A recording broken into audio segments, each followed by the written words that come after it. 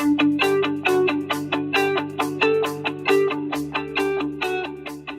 want to thank you for joining us for another episode of Marking the Times. It's great to have you with us every week. I appreciate you all taking time out to watch this video blog each week as we talk about things related to end-time Bible prophecy and answer questions that you send in. You can send in those questions on our Facebook page.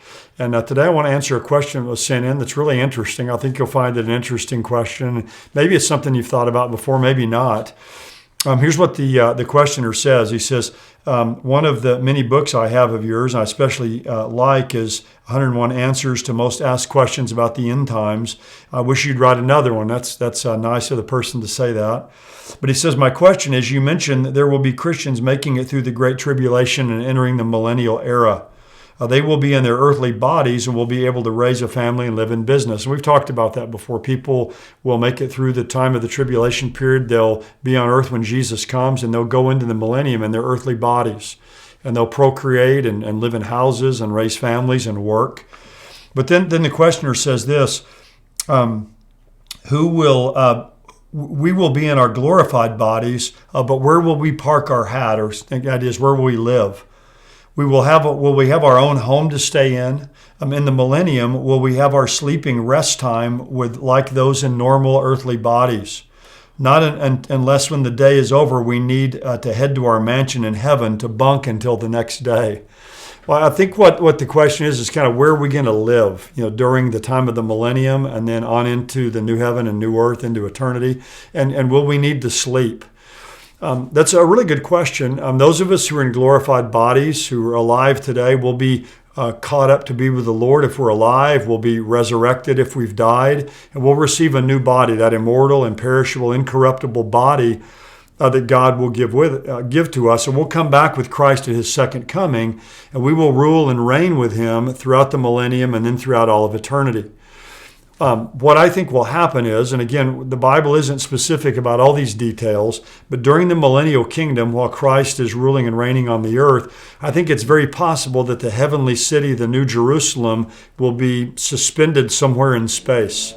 In fact, many commentators over the years have wondered about that and say it may be like kind of a satellite city, kind of a city that's suspended in heaven, this 1,500 mile cube, kind of like a floating continent. That's the Father's house. And we'll be able to, I believe, live there and be there, but we'll also have access to the earth during the millennium. So where we're going to live exactly, the Bible doesn't tell us. It does tell us that in the Father's house, which pictures, I think, that whole heavenly city, the New Jerusalem, there are many dwelling places. Now, the old King James talks about mansions, but really just has the idea of dwelling places. In fact, D.A. Carson says, since heaven is pictured as the Father's house, it's more natural to think of dwelling places within a house as rooms or suites. The Father's house refers to heaven. In heaven, there's many rooms or many dwelling places.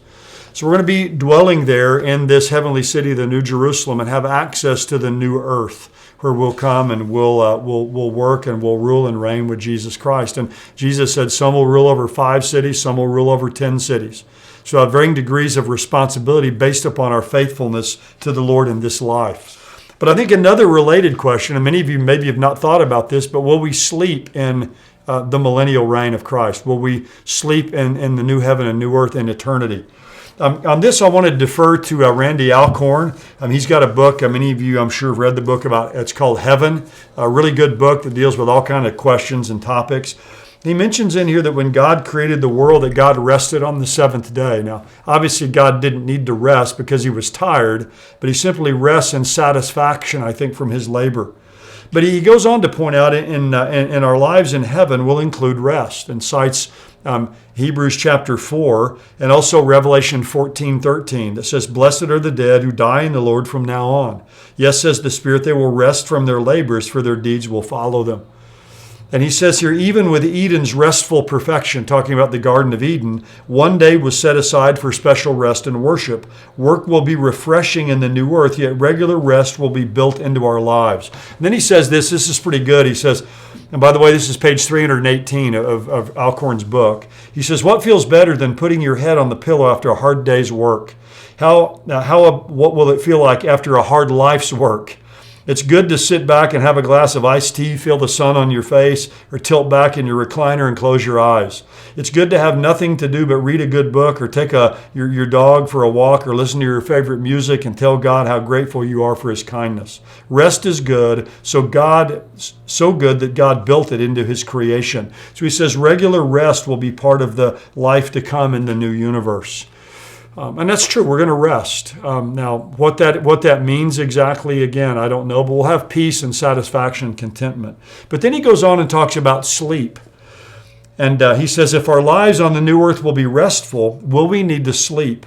Some people argue we won't need to sleep because we'll have perfect bodies. But the same argument would apply to eating, and we know that we will eat there in the new heaven and new earth. We'll eat of the tree of life that's there. But he says sleep is one of life's great pleasures. He says some people say there won't be fatigue, but he says why not? Couldn't our resources be depleted and renewed in a perfect yet finite world just as they were in Eden? We'll rest and be refreshed in heaven. What's more restful and refreshing than a good sleep? If we will eat, walk, serve, work, laugh, and play, why would we not sleep? Now, I don't know for sure that you can say dogmatically one way or the other where we're going to sleep or not. We're certainly going to rest from our labors. We'll find rest and satisfaction and contentment being there with the Lord. And I think we'll have access during the millennium to the earth, this renovated, replenished earth where Christ will rule and reign, also to the heavenly city of the New Jerusalem. Of course, at the end of the millennium, this present heaven and earth is going to be destroyed. It's going to be put back together again. And that heavenly city, the New Jerusalem, will come down out of heaven from God and sit on the new earth during that time. And again, we'll have access to both places. So I hope that's helpful a little bit in answering that question, maybe piqued your interest a little bit about what rest and what sleep will look like in heaven. But certainly, whatever that's like, we'll find out one of these days when we arrive there, when the Lord comes. Well, thank you again for joining this week. I appreciate your presence with us. God bless you, and I hope you have a good week.